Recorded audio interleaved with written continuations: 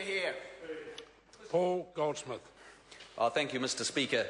It was interesting to see this week, to hear this week that Labor is considering going back on one of its major election platforms last election, GST off the fresh fruit and vegetables.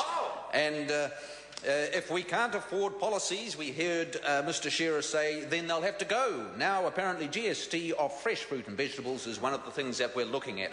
Isn't it amazing? As I recall, it was one of the major election promises of 2011, pushed by Phil Goff. He stood there, he roared, he bellowed, Labor's plan is a bold plan. It's a game changer. It's about fairness. He gnashed his teeth, he thundered, he went puce with rage. We had Mr. Cunliffe, we had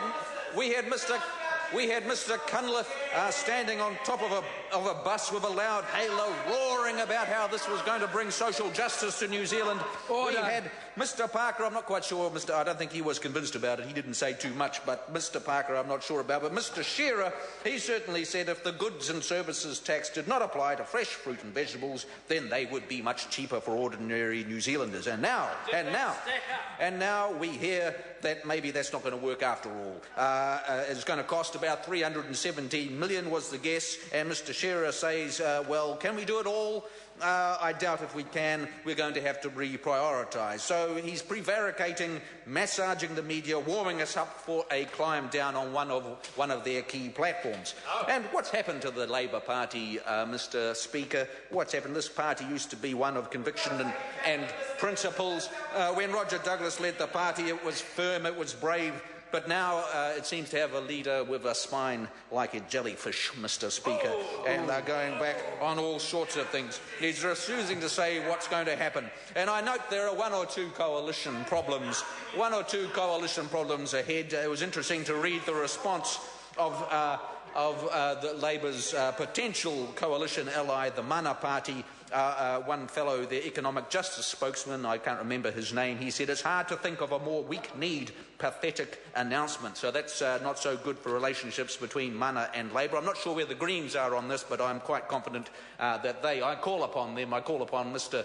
The Greens there to make their views clear on what they think about GST and fresh vegetables. Now, they abandoned it because it was a crazy idea. If it's supposed to bring about social justice, then why would you take the GST off imported pawpaws and sold at my local fruit and vegetable shop at Jack Lum's in Remuera? How is that going to advance social justice in this country, Mr. Speaker? And for fruit and vegetables, why not water, but not bottled water, normal water? What about others? If you're going to have potatoes, why don't you have staples like pasta? But not fancy pasta, or bread, plain stuff, but not Vogels, or we could have clothing. Why shouldn't we have the GST off clothing, but not fancy clothing? School uniforms, perhaps, but not private school uniforms. But we could take the G off. We should take the GST off books, because education and moral improvement of the country is very important. But non-fiction books, not trashy novels, but maybe New Zealand novels. And so we'd get our biographies possibly, but we'd be in a terrible tangle, and we would be undermining one of the great strengths of the GST and the tax system in this country, complicating a beautifully simple solution. And what would happen? So if they take the GST off fruit and vegetables, the revenue falls, and so what would they do? They wouldn't reduce spending. We know Labor never reduced the spending.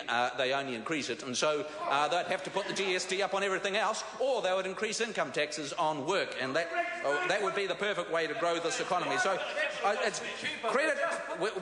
We should give credit where credit's due. So this week, Labor appeared to have abandoned what was a crazy tax policy, and they're going back to a more and I think they should go the whole hog and get rid of the capital gains tax idea that they have as well, and then bring themselves back to a sensible tax policy that we could all support in this House.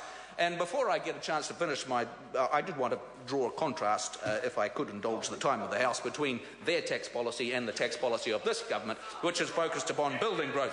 Sound economic policy, returning to surplus, reducing government spending as a percentage of GDP, rebalancing the tax system away from discouraging work through overly high income taxes, and building a more productive and competitive economy through welfare reform and the business growth agenda. All these things we're doing and we can sign up to well, and that is what is building a brighter future for this country, and one that I stand for and here to support. I think this country in very difficult times This, in very difficult international times, is in good shape. We've got 3% growth over the last 12 months, and there'd be many countries around the world that would be grateful for that. Members, Thank you, Mr. time Speaker. has expired. The time for this debate has expired. Just before I go to the next order of the House, can I just caution the House about personal reflections under Standing Order 117? There was a reflection made which indicated lack of courage, and that's totally out of order. And I would just remind members that all members in this House are honourable, and that when we point one finger at someone else, we have three pointing at ourselves. Now, correction of the vote. On the 26th of March, when the House in committee was considering the Social Security Benefit Categories and Work Focus Amendment Bill, the result of the vote on the closure motion in respect of Part 2 was incorrectly announced as ayes 64, noes 57. The correct result is ayes 61, noes 60. The record will be amended accordingly. Honourable members, I now call on members' orders of the day. Number 1. Habeas Corpus Amendment Bill, third reading.